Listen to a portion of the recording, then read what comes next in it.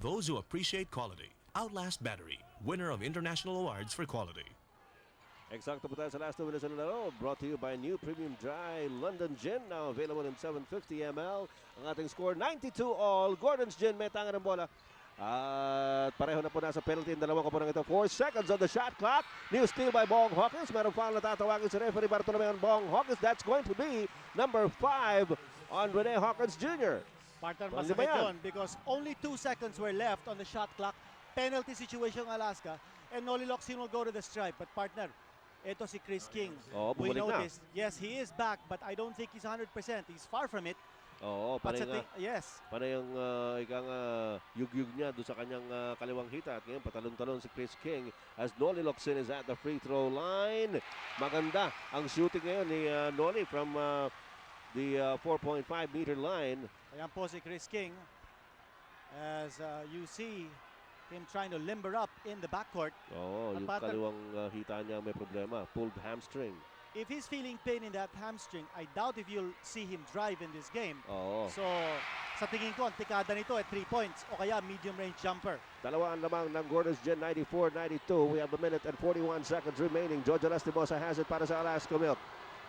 Narito si Johnny Abarientos. Binabatay ni Pido Harencio. Ito, take charge time. At ayun, foul na naman. Illegal defense. Okay, Isa na namang illegal defense ang tatawagin. Oh, yes, the referee Balyaser. So, another technical free throw. Remember, nagbintis ng dalawang free throw. Kanina ang Alaska, one by Dwight Lago, one by Jojo Lastimosa. Well, mabigat ito because if Lastimosa scores, and he does, Alaska will still have possession, Yes. and the lead has been chopped down to 1. So Just a 1-point lead by Gordon's Gin at 94-93. At a time, 1:35 remaining in the ball game. Johnny Abarientos laban kay Pido Harencio, one-on-one situation. Dumating si Marlo Aquino nilabas kay Jojo Lastimosa. He slips. Dwight Lago, hindi mahawakan ng bola.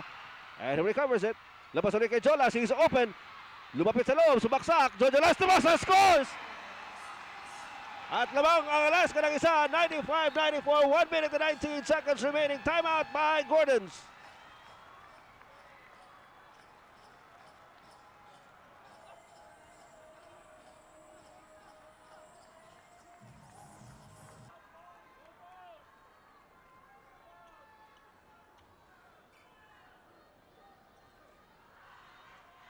Mga kaibigan, balik po tayo dito sa Araneta Coliseum para sa Game 2 ng Commissioner's Cup Finals.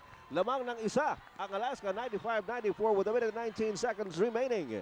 At partner, hinabol ng Alaska to. Oo. 18 points down, at sila naman ang lamang ngayon, just by 1. Pido Harencio, nakatingin kay Chris King. Chris King, alalahanin po ninyo, medyo masakit ang hita niya. Marlo Aquino, driving hard against Kevin Holland. Rebound by Noli Locsin. Pero nabitawan niya.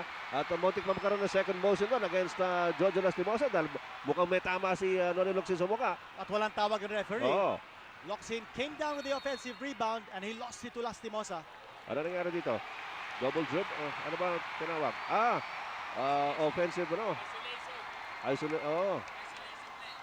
Isolation play. Isolation violation. Oh.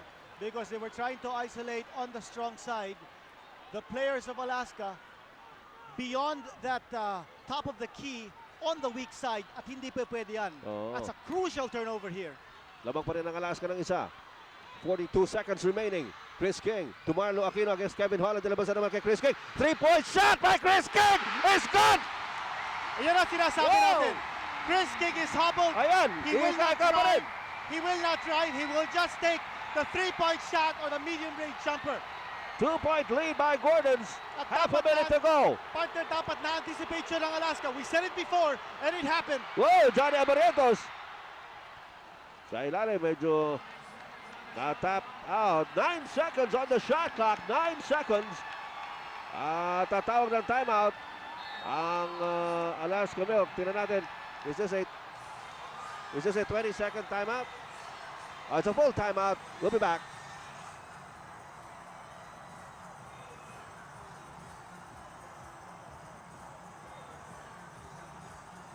That's isolation, cannot be. Okay mga kaibigan, ito po kaninang nangyari, pinukol ni Marlo Aquino kay Chris King na naghihintay sa labas. Bagamat masakit pa rin ang hita niyan, tikada ng 3-point shot. And Gordons is on top by 2, 97-95. 22 seconds remaining sa Alaska bola. 9 seconds on the shot clock. 9 seconds on the shot clock. Both teams in the penalty. Yan po ang sitwasyon, mga kaibigan. Partner, heroic effort on the part of Chris King. At Oo. ito si Holland, hindi pa nakakapuntos dito sa fourth period. Johnny Barrientos comes to the ball. Dilabas kay Jolas. Open for the three. Ayaw. And Pino Horencio has the rebound. May foul na tatawagin. Let's see. And partner, what a big gamble on the part of Alaska, taking the three-point shot. Alalahanin po ninyo, mga kaibigan. Kevin Holland now has 5 personal fouls. And Gordon's on top by 2 at 97-95. Only 15.5 seconds remaining. Nasa penalty po ang dalawang koponan. Nabanggit po natin yan. So 2 shots here para kay Pino Horencio. Nabinibulan ka na ngayon ng mga encouraging words ni Vince Hizon. Partner, kanina nakita natin si Mr. Bear Navarro. Earlier we said that he was missing from the bench. Bumalik na po Nandiyan na. si Mr. Navarro.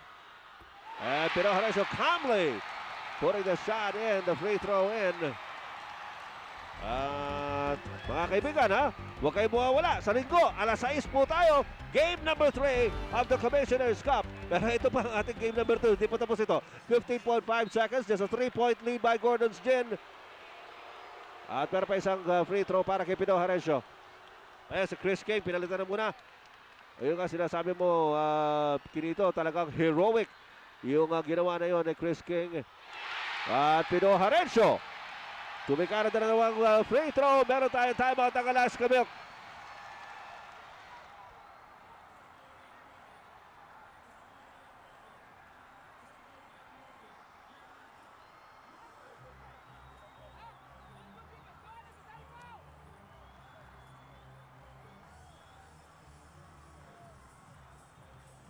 Okay, mga kaibigan, electric pa rin ang atmosphere dito sa Araneta Coliseum with only 15.5 seconds left.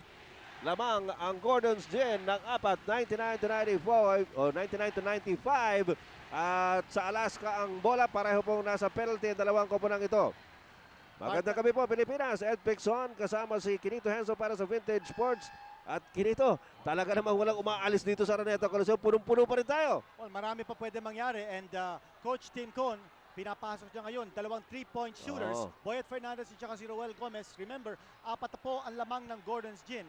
Pero partner, let's recall in the previous... Hindi 4 na po 4 lang. 4 lang. Let's recall the previous play of Alaska. Tumikada ng 3-point shot si Jorge Lastimosa. Penalty situation ng Gordons. They did not elect to drive in and fish for the foul. Yes. Yan ang kailangan ng Alaska because they need to stop the clock and go to the stripe and get some points. Hindi nila ginawa yun. They elected to take a low percentage 3-point shot, although it was an open shot. Oo, So open, you cannot fault Jorge Lastimosa for taking the chance. Ito naman, could be the final offensive.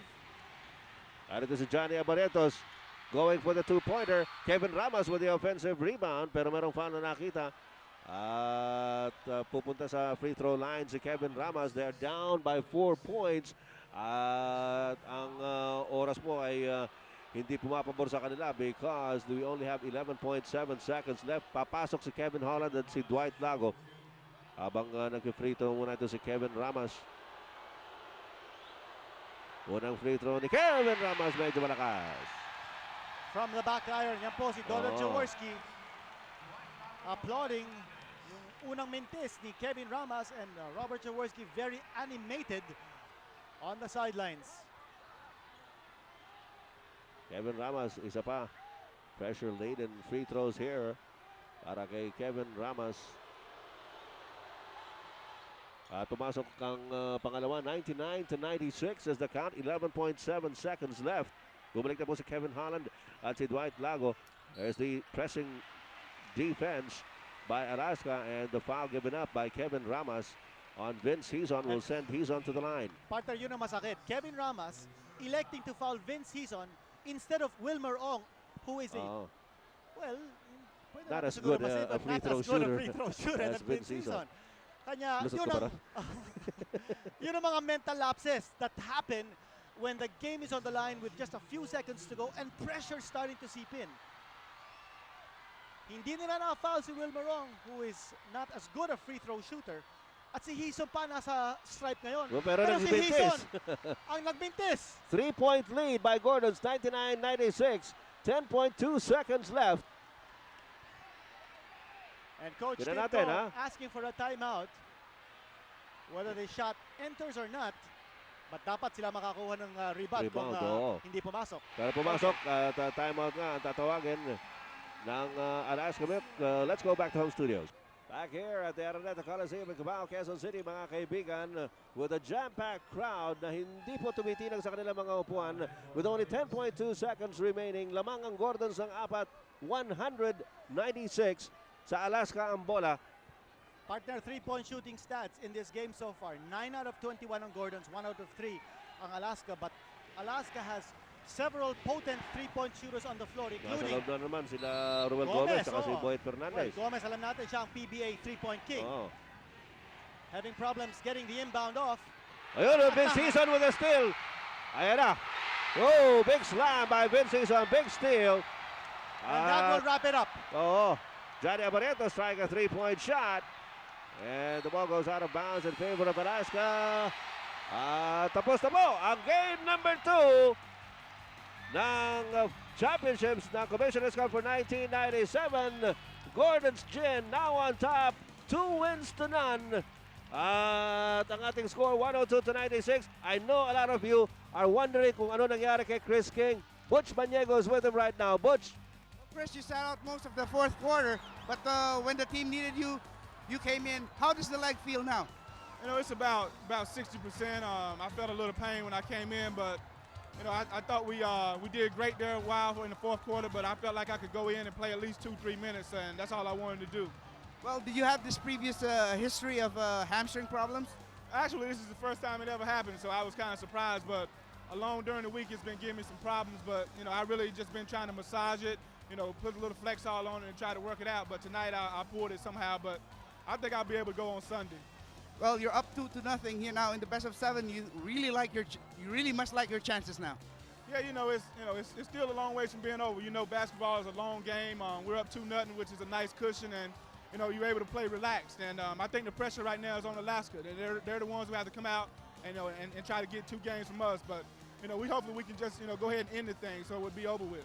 You know, you're playing for the most popular team here in the country, and you know you have millions of fans out there. Why don't you talk to them now? Yeah, you know, the fan support here has been great. Before I even came over here, I knew that, you know, this was the most popular team here, but, you know, the fans have been great. They've been that 6th man for us, and that's been a real good, sign for us. Okay, thank you very much, Chris. Enjoy the victory. Thank you. We're going back to home studios for a while. Well, thank you very much. We're here at playing coach Sonny Jaworski. Coach, you nearly lost an 18-point lead, and you had to bring Chris King back. How difficult was the decision para ibalik si Chris King? Well, I'm a player and I know that it could possibly hurt his career, but he was very insistent and I salute him for that. Well, Coach, now you're leading 2-0. You've never been in this position against Alaska before. How does it feel? Well, I tell you, I will only feel good if we're there, having finished the conference and winning the games. You know. Well, Coach, you seem to have a different, more confident team now. Yung experiences in the first 2 times na punta kayo sa finals, do you think it's paying off now? Of course, you know, the past games, the past losses, the past heartaches are, anything that doesn't kill you will obviously make you stronger. And I think that's what's happening to this group. Coach, gusto niyo ba tapusin na maaga to? Basta't ako, I'm a very realistic individual. I look forward to Game 3 on Sunday, and I hope we could work together again so we could give so many people out there rooting for us a nice, enjoyable evening, especially when we win. Thank you very much, Coach, and congratulations. Thank you at magandang gabi po. At kamusta po kayo, Luzon, Visayas, Mindanao? Salamat po. Okay, pahinga muna tayo. Babalik tayo after a while. Well, mga kaibigan, the big crowd here at the Araneta Coliseum expected a cliffhanger of ball game. That's what they got. Gordon's Gin scoring its 2nd win in as many outings dito po sa ating Best of 7 Championship Series over Alaska Milk. And they're looking good. Definitely looking good. At Ed, dalawa napili natin as co-players Yes. of the game, mga kaibigan. The first, of course, was Chris King. Nakita na natin Oo. yon. His stats flash on your screens. Yung pangalawa po, si Pido Horencio. Maganda Scored a ginawa total ni... of 18 points, 11 in the second half. Meron siya dalawang 3-point shots. Yan ang tinuring natin na bombero sa larong ito because Oo. siya talaga ang pumapatay ng sunog that Alaska was trying to stir up throughout the second half. Hindi na bumomba. Bombero. Bombero. Na. Oo. Okay, ang ating namang Hardy Flex Building Boards, King of the Boards para sa larong ito mga kaibigan. Medyo consolation prize para sa Alaska Milk. Kevin Holland did well on rebound, 17. Pero that was not enough to bring Alaska to a W tonight. They will try on Sunday. At sa ngalan po ni Ginito Henson, ako po si Ed Pixon para sa Vintage Sports. Huwag na huwag kayo mawawala sa darating na linggo. Doon po tayo sa Cuneta Astrom at syempre pa dito sa VTV on IBC. Game number 3 of the Championship Series for the 1997 Commissioners Cup. Alas 6 po ng gabi. Linggo sa Cuneta Astrodome. Magkita-kita po tayo. O sa Ingles, see you around.